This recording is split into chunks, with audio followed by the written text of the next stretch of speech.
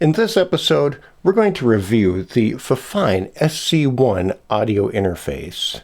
This is the kind of audio interface that you need on your computer in order to connect a professional microphone or a microphone that requires phantom power. It also allows you to connect musical instruments. And of course, in addition to that, it also plays back audio from your computer into your audio system or through headphones on the device. I'd like to say thank you to FIFINE for sponsoring this video by providing this unit for our review.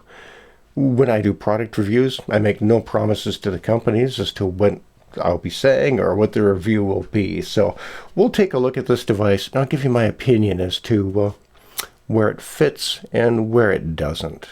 So let's get started by opening up the box, and I'll show you what you can expect to receive when you purchase an SC1. Now, this SC1 came from Amazon's inventory, so I know it wasn't a specially QC'd device. It's just a unit that came off the shelf, just like you would purchase if you choose to purchase. And if you're interested in this device, underneath this video, you'll find purchase links that will take you to Amazon, where you can learn more about it and grab one for yourself if you're so inclined. So let's get started with the unboxing.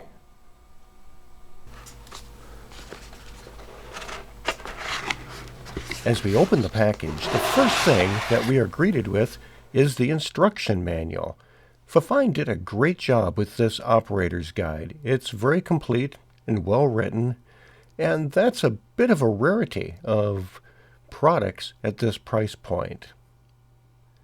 The next thing that we see in the package is the power and communication cable. This cable provides both power and data, and it goes between the interface and your computer. It's a USB-C to USB-C cable, but on one end of it, it has a Y-type pigtail that also includes a USB-A connector. So you can use it with your computer if you have USB-C or USB-A connections. It's a universal cable, and it's particularly long. You can see that the packing is rather well done, and the SC1 interface itself is securely packed in the foam packaging. It's a small and lightweight box. We'll take a look at this unit in a little bit more detail in just a moment. One quick spoiler alert: if you're curious what the performance of this unit is, well, you're listening to it right now.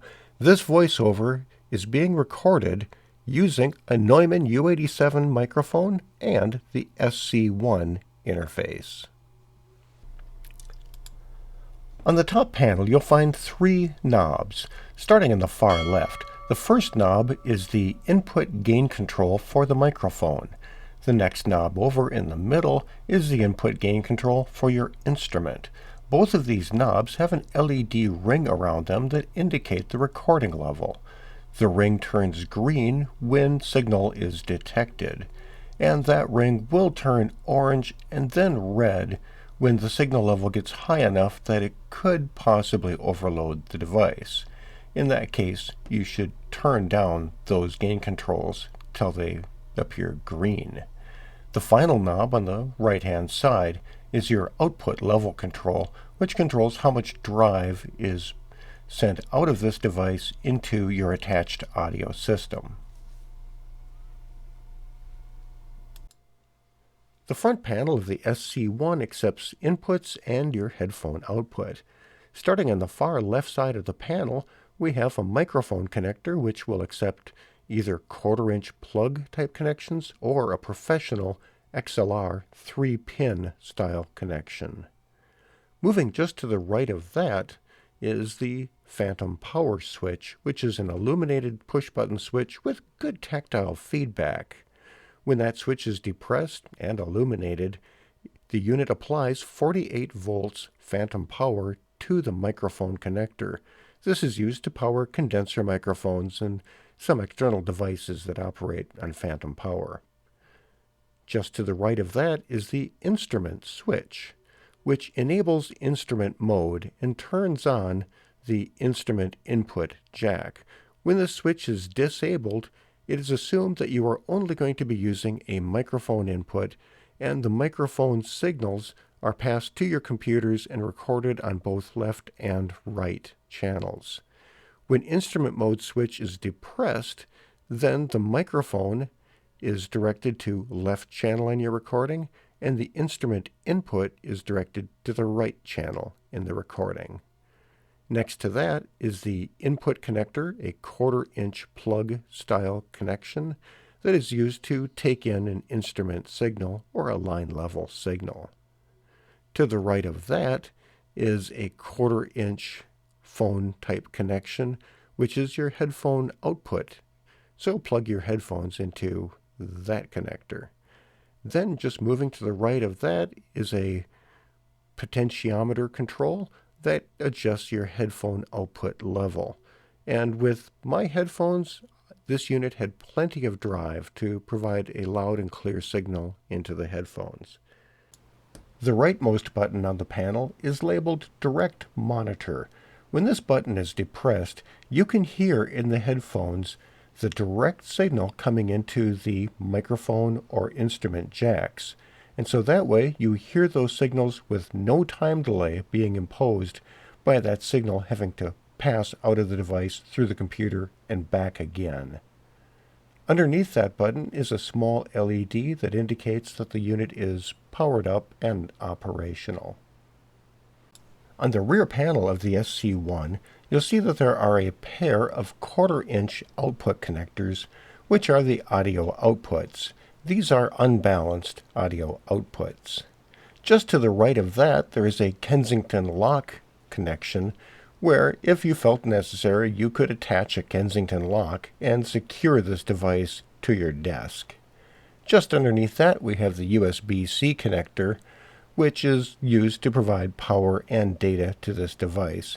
And we would have a cable from that connector going to a USB connection on your computer. This is the measured frequency response of the microphone preamplifier. It's within a dB or two across the audio range and has a nice gentle slope to it without any major aberrations. This chart shows the distortion plus noise versus frequency. Now, as you can see by these charts, this is not a state-of-the-art preamp. However, these numbers are actually quite low and probably much better in performance than any microphone you're going to connect, so I don't think it's going to be the limiting factor in your fidelity. I suspect that the vast majority of people will be perfectly satisfied with this level of performance. I've been using the SC1 for the last few days in my computer. I pulled out my old interface, put this one in its place, and I've been using this for a little bit now. So I'd like to give you some of my impressions about this device. Let's do a roast and toast. Tell you the things that I don't like very much or think could be improved, and I'll give it also a toast, which are the things that I think they got right. Let's roast this thing. Let's talk about what I don't like. Let me think. It works pretty good. Well, okay, there are a few things. It's a low-cost device, and that's evident. It has a lightweight plastic box. It's put together nice. There's a good fit and finish. I got no complaints with its construction, but it's not a beautiful piece of desk art. It's not one of those pieces of equipment like some of the Apple equipment from the Steve Jobs era that is just gorgeous industrial design and oozes with quality when you use it. This is simple, it looks good, and it seems inexpensive, but it works well, and there's nothing wrong with it, but it's not of that, refined elegance of a polished metal case, and when you operate the controls, they're good, they're fine, they're no complaints, but I'm also not feeling like I'm running an SSL console or something. So that may or may not be a complaint. At this price point, I think they did a great job, but it's obviously an inexpensive device. It is what it is. This device can only operate at standard sample and bit rates, 44.1 or 48K sample rate and 16-bit depth. Some of the more expensive devices on the market offer higher sample rates and greater bit depth. So some other devices you might be able to record at 88.1 or 96K or 192K, maybe 24-bit audio. And if you think that's important, this would not be the device for you. The reason to go with those really extremely high sample rates or large bit depth, the sample rates would allow you to provide better ultrasonic frequency response. So you might have better performance in the super high frequency range outside of audio if you use a higher sample rate. If you use a greater bit depth, say 24-bit, that should give you greater dynamic range, i.e. being able to accurately record super quiet stuff. Now, having said that, the device that I normally use on my computer can do those things. It can do really high sample rates and bit rates, and I never use it because those are kind of non-standard recording formats. Now, some people think that they're rarefied audio files and dealing with enormous file sizes is worth it. And if that's how you feel, great, go knock yourself out. You know, I can't argue that you're going to get slightly better fidelity if you go into those really high sample rates. But it's not normal. And when you deliver a project, you're probably going to gear down to a standard sample and bit rate anyway. And so for me, I always run my computer at 48K and 16-bit because that's the standard sample rate for video production. And so the fact that this device does that fine, great. The fact that it doesn't reach for some of those really high sample and bit rates, I don't care. I never use them anyway. So that's one thing that differentiates this from the higher priced products, is that it only does the standard digital audio formats. Somewhat along with that, this is a plug-and-play Windows device. I'm sure it works well on Mac as well. Haven't tested that. And so when I plugged this into my computer, it immediately connected and saw it. That's great. But it uses the standard Windows drivers. My Focusrite device, on the other hand, comes with custom drivers that are ASIO. And the custom ASIO drivers are a little bit faster than this. So I see a few milliseconds less latency on the Focusrite device than I do on this. And it's not massive, it's not major. But to do the digital processing in this box and on the computer takes just a moment of time. And so if you're recording on this device and that signal goes into the computer, gets digested by the computer, and comes back out this device for monitoring your headphones, there's going to be a tiny time delay. There is on any of these interfaces. And since this interface uses standard Windows drivers as opposed to the custom drivers that came with the Focusrite device, the standard drivers are just a hair slower than the Focusrite drivers. So there's just a little bit more latency. But having said that, I think the performance is good. I don't know if it really matters if I divulge my latency numbers because it's dependent on so many factors, my computer and my setup and such. Your results will vary. So this is a good and a bad thing. The good thing is that it's plug and play. It just works. It works well. No fuss. I love that. The downside is that the customized drivers are a little higher performance. The upside is that whenever products come and I have to install specialized drivers or services into my computer to run it, I always cringe a little bit thinking, don't break my copy of Windows and don't mess up my computer too much. So overall, I think it's a plus that this just is a native Windows device. That works great. Another limitation, which could be a good thing or a bad thing, is that the outputs on this are unbalanced.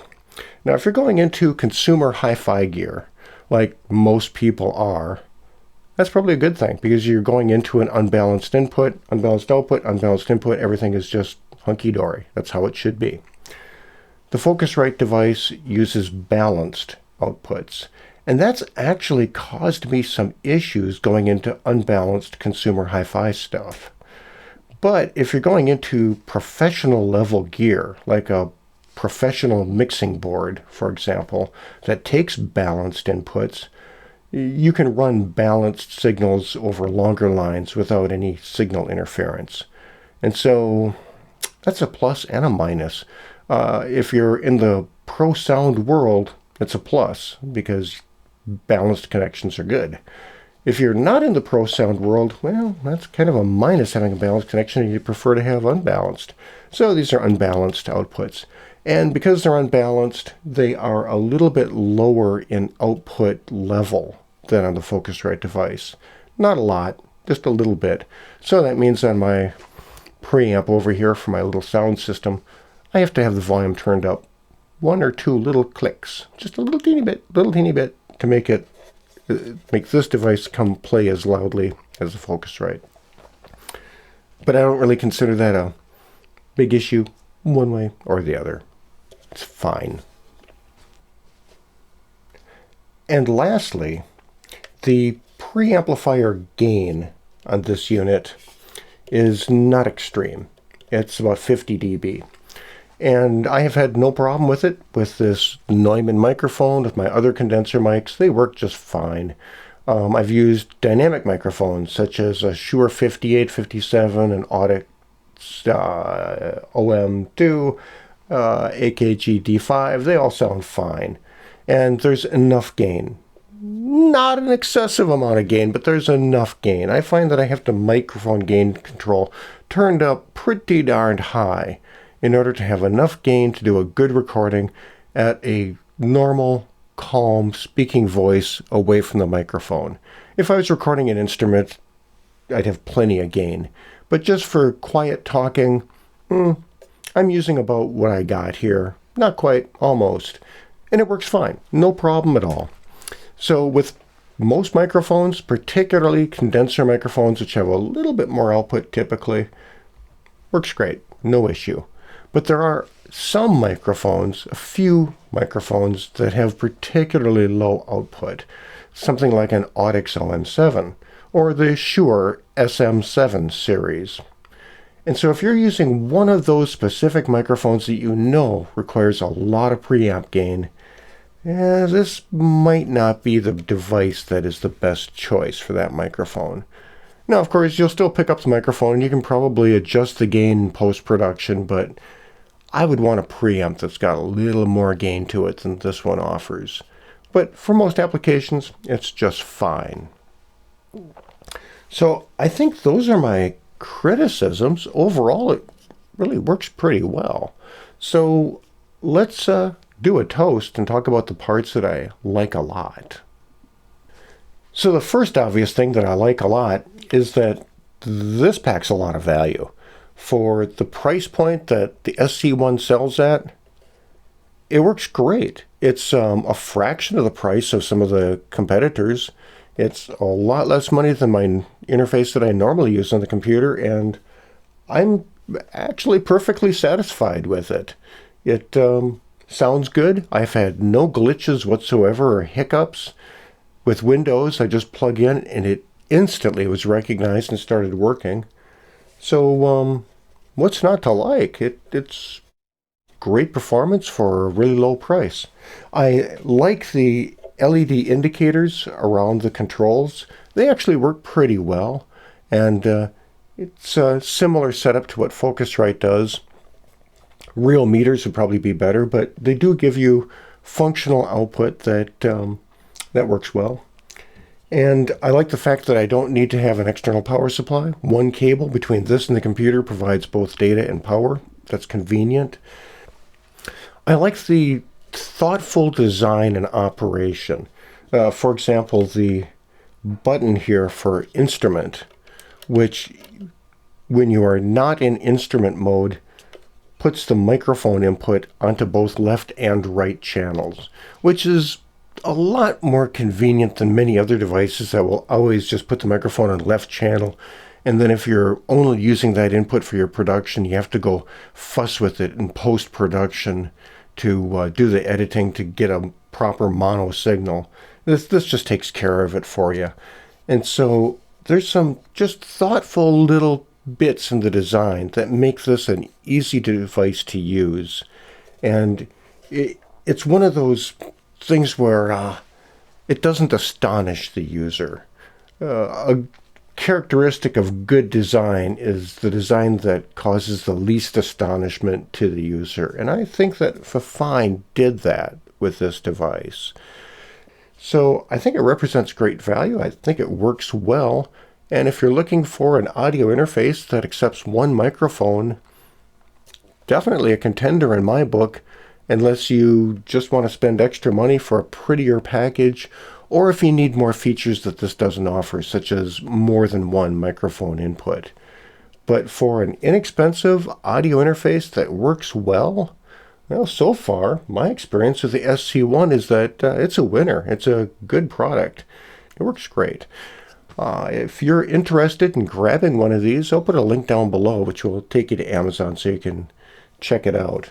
So thanks for watching the video and checking out this review. I appreciate you hanging around. I hope you enjoy the content and choose to subscribe. If you like the video, you can always give me a thumbs up. That'd be cool. If you really like the video, you can do a super thanks, which is that heart on the bottom of the video. And that's always exciting when those come in. So thanks again for watching. We'll catch you again soon on another upcoming video.